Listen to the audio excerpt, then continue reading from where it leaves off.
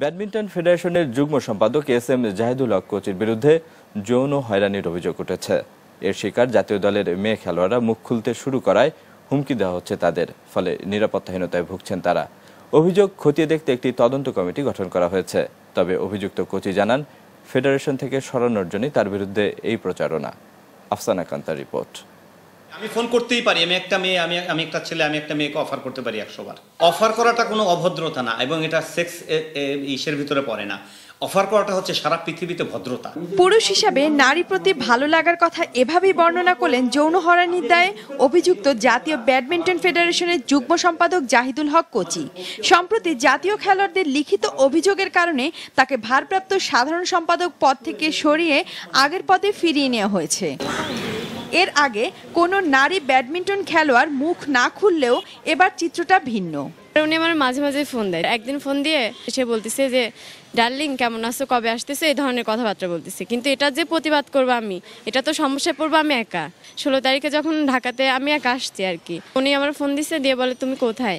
আমি বলছি এই তো গাড়ির মধ্যে। তো বলতেছে তুমি একা আসতেছো, আমি তোমার নিয়ে এসে কমপ্লেক্সে পৌঁছাই দেবো। আসার পর একটা রিক্সা নিয়েছে, রিক্সা নেওয়ার পরে আমার বলতেছে যে হচ্ছে রিক্সায় ওঠো। তো উনি কমপ্লেক্সে না নিয়ে এসে অন্যদিকে যাচ্ছে। আমি বলছি কোথায় যাচ্ছেন আঙ্কেল? তো বলে আমার বোনের বাসায়। আমি বলছি না, আমার তো আপনার সঙ্গে কোনো বাসায় যাওয়ার কথা ছিল না, তুমি ওভাবে কথা বলো না, প্লিজ বোঝার চেষ্টা করো লক্ষ্মীটি। ওখানে থাকার পরে বাইরে দুজন খাওয়া দাওয়া করবো, খাওয়া দাওয়া করে তুমি যত গ্রামে ড্রেস নাও তোমার কিনে দেবো। তবে এসব অভিযোগ অস্বীকার করে নাবিলার বিরুদ্ধে পাল্টা অভিযোগ করেন তিনি।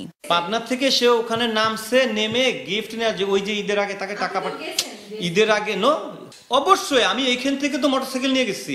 যখন তাকে আমি এখানে শান্টিং দিচ্ছি, আসল ঘটনাকে সে অন্য খাতে প্রবাহিত করছে। ওদের তো অনেক প্লেয়ার আছে, সবাই তো আমার কাছে কেস চায় না, আমি অনেকেরই দিই, তার ভিতরে সে একজন। শুধু নাবিলাই নয়, আরো অনেক খেলোয়াড় এখন সরব জাহিদুলের নানা হয়রানির বিরুদ্ধে, আর এতে তাদের হুমকির মুখও পড়তে হচ্ছে। এক্ষেত্রেও পাল্টা অভিযোগ করে দায় এড়ানোর চেষ্টা করেন জাহিদুল। আমি জানি যে আমারও প্রবলেম হবে, যে তারা তো আমাদেরকে হুমকি ধামকি দিতেছে যে আমরা এরকম ভাবে বলতেছি, মানে অনেকেই মুখ খুলতে চাইবে না, কিন্তু যারা আসলে এই ফাঁদ থেকে বের হতে পেরেছে তারাই কেবলমাত্র মুখ খুলতে পারবে। যে এলিনা এখন আমার নামে বলতেছে, তাকে আমি ক্যালকাটায় যে ডাক্তার দেখাই নিয়ে আসছি। মেয়েরা সরাসরি অভিযোগ করলেও তা না মেনে প্রমাণ দাবি করেন জাহিদুল। উঠতি খেলোয়াড় মেয়েদের নিজের বাড়িতে রাখার পক্ষে অদ্ভুত এক যুক্তিও দেন তিনি। আমার বাসায় মেয়ে প্লেয়াররা থাকে 5 বছর থেকে, আমি তাদের পুষি। বাংলাদেশের মেয়েরা আর স্পোর্টসম্যানরা এত অসহায় না যে আমার মতো একটা ছেলে তাকে একটা বাজে অফার করছে সে কাউকে বলে নাই। আত্মপক্ষ সমর্থনের সুযোগ না দিয়ে সাধারণ সম্পাদক পদ থেকে সরিয়ে দেয়াতে ক্ষুব্ধ তিনি। হাফিজুর রহমান মিলন নিট কনসার্নের লোক, সবসময় সে আমাকে এখান থেকে সরাবার জন্য আগেও পায়তারা করছে, এখনো করছে। এরা সব তো আপাদমস্তকে দুর্নীতিপরায়ণ লোক। তদন্ত করার মতো কমিটি গঠন করে আমাদের জিজ্ঞেস করা সাহসী তো এরা রাখে না। তবে খুব শীঘ্রই তার বিরুদ্ধে পদক্ষেপ নেওয়া হবে বলে জানিয়েছেন ফেডারেশনের সভাপতি। মিনিস্ট্রি এবং আমাদের ফেডারেশন মিলে একটা কমিটি গঠন হচ্ছে। ওই কমিটি গঠনের মাধ্যমে কমিটির রিপোর্টের উপর বেস করে আমরা একটা ডিসিশন নিব। কোনো সেক্সুয়াল হ্যারাসমেন্ট নিয়ে কোনো কিছু যদি হয়, absolutely there is no excuse, এখানে কোনো জায়গা নেই।